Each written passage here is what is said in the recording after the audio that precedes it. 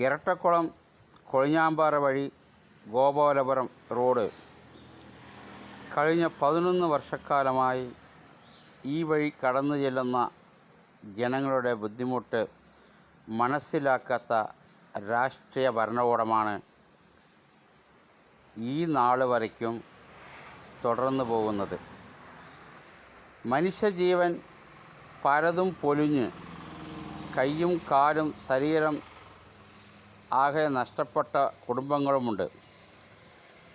ഇടയ്ക്കിടയ്ക്ക് മരിക്കുമ്പോഴെല്ലാം പൊതുജന സമരങ്ങളുണ്ടാകും. ആ സമരങ്ങളിൽ മുൻനിരയിൽ നിൽക്കുന്നത് രാഷ്ട്രീയ പാർട്ടിക്കാരുടെ നേതാക്കന്മാരും ഉണ്ടാകും. ഇപ്പോൾ ഇതൊരു കളിയായി മാറിയിരിക്കുകയാണ്.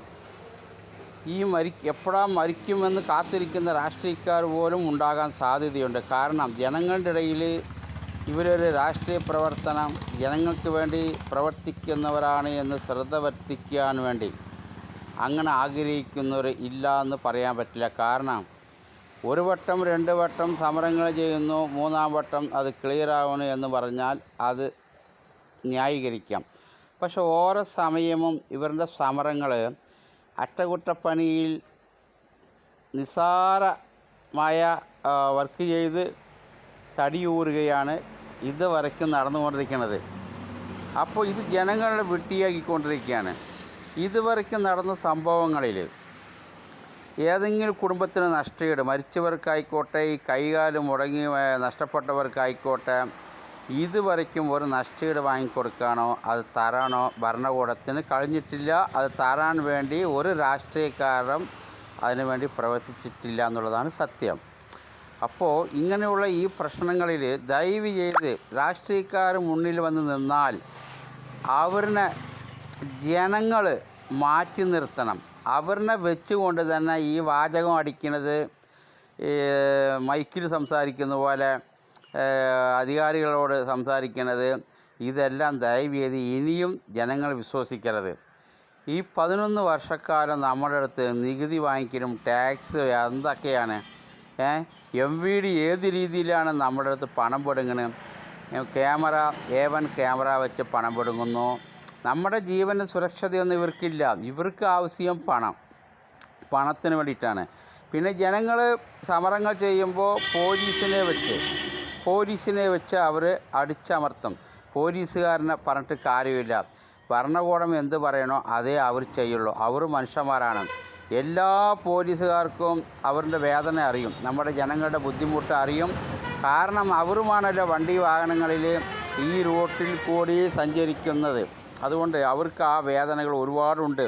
വെളിയിൽ പറയാൻ പറ്റാത്ത സാഹചര്യത്തിൽ പ്രവർത്തിക്കുന്ന എത്രയോ അധികാരികളുണ്ട്. അപ്പോൾ നമ്മൾ പറയുന്നത് വെറുതെ PWD ആഫീസും വെച്ച് അതിൽ കുറേ ആൾക്കാരുടെ സൂപ്പർവൈസർ എന്ന പേരിലൊക്കെ വെച്ച് വാടകയും കൊടുത്ത് ശമ്പളവും കൊടുത്ത് ജനങ്ങൾക്ക് ജീവിതത്തിൽ സുരക്ഷതയില്ല എന്ന് വെച്ചാൽ ഇത് എന്ത് നാണക്കേടാണ്.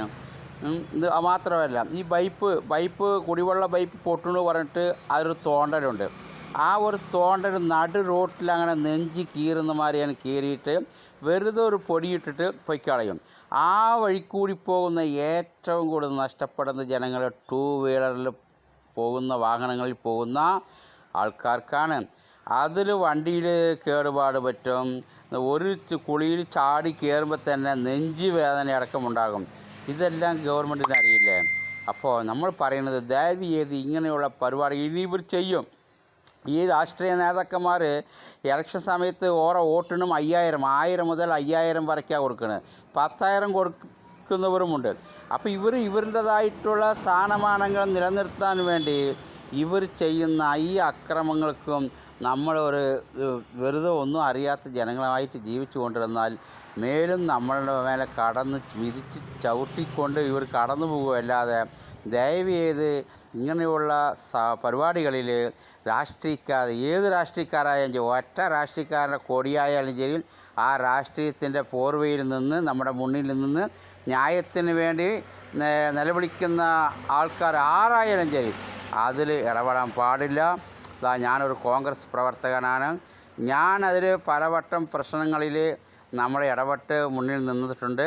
പക്ഷേ പരിഹാരം കാണുന്നില്ല. അതൊരു കളിയായിട്ടാണ് കാണുന്നത്. മറ്റേ അധികാരികളായാലും ശരി ഭരണകൂടമായാലും ശരി.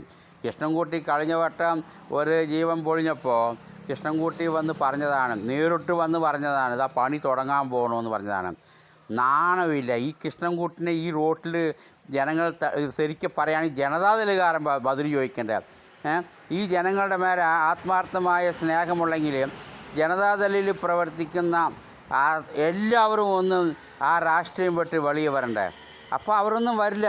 അവരൊക്കെ സ്വയം കാരണത്തിന് വേണ്ടി, സ്വയം ആവശ്യത്തിന് വേണ്ടിയിട്ട് ജാട അടിക്കുന്നവരാണ്. അപ്പോൾ നമ്മൾ ഇന്നലെ നടന്ന പരിപാടിയിൽ ഒരാളായിട്ട് പങ്കെടുക്കാത്ത കാരണം നമ്മൾ നാണക്കേടാണ്. ഒരു നീതിക്ക് വേണ്ടി പോരാടി ആ പോരാട്ടത്തിൽ കൂടി വിജയം വർദ്ധിക്കുന്ന രീതിയിലുള്ള പ്രവർത്തനങ്ങളില്ല. അതിൻ്റെ ഒരു അവമാനമാണ്. അതുകൊണ്ട് ദയവേത് ജനങ്ങളെ ഇങ്ങനെയുള്ള കാര്യങ്ങളിൽ രാഷ്ട്രീയക്കാരില്ലാതെ ഇടപെടണം.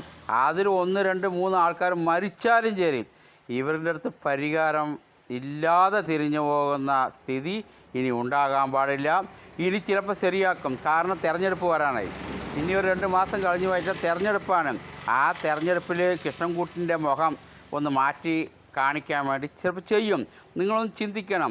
എട്ടക്കുളം കഴിഞ്ഞാൽ ഒരു ചെറിയൊരു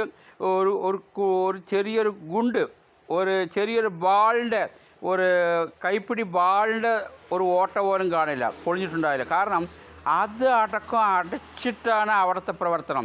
അപ്പോൾ ഈ എട്ടക്കുളം, ഈ കൊഴിഞ്ഞാമ്പാറ ഗോപാലപുരം റോഡ്, ഈ മന്ത്രിയുള്ള റോഡ് 11 വർഷക്കാലം എന്തുകൊണ്ടാണ് ഇങ്ങനെ കാണുന്നത്? എന്തുകൊണ്ടാണ് ഈ ജനവഞ്ചന ചെയ്യുന്നത്? ഇതൊക്കെ ചിന്തിക്കണം. എട്ടക്കുളത്തിന് അങ്ങാപ്പുറത്ത് എന്തെങ്കിലും ഒരു സ്ഥലത്ത് ഒരു ഓട്ടയുണ്ടെങ്കിൽ അപ്പം തന്നെ അടയ്ക്കും. അതെന്തുകൊണ്ട്? ഇവിടെ എന്തുകൊണ്ടാണ് അടയ്ക്കാത്തത്? ഇതൊക്കെ ദയവേത് ചിന്തിക്കണം. ദയവേത് ഇനിയും കൃഷ്ണൻകുട്ടിൻ്റെ പിന്നാലെ ദയവേത് പോകുന്നവർ സ്വയം താല്പര്യത്തിനുള്ളവരാണ്. അവരെ ജനങ്ങൾ മനസ്സിലാക്കണം എന്ന് മാത്രം ഞാൻ പറഞ്ഞുകൊള്ളുന്നു. ഈ റോഡ് പെട്ടെന്ന് തന്നെ പരിഹാരമുണ്ടാകട്ടെ. തെരഞ്ഞെടുപ്പിന് വേണ്ടി റീചാർജ് ചെയ്താലും കുഴപ്പമില്ല. ആ മനുഷ്യൻ്റെ ജീവനാണ് വില. ആ വില ഇനിമേലും നഷ്ടപ്പെടാതിരിക്കണമേ എന്ന് മാത്രം ഞാൻ പ്രാർത്ഥിച്ചു കൊള്ളുന്നു.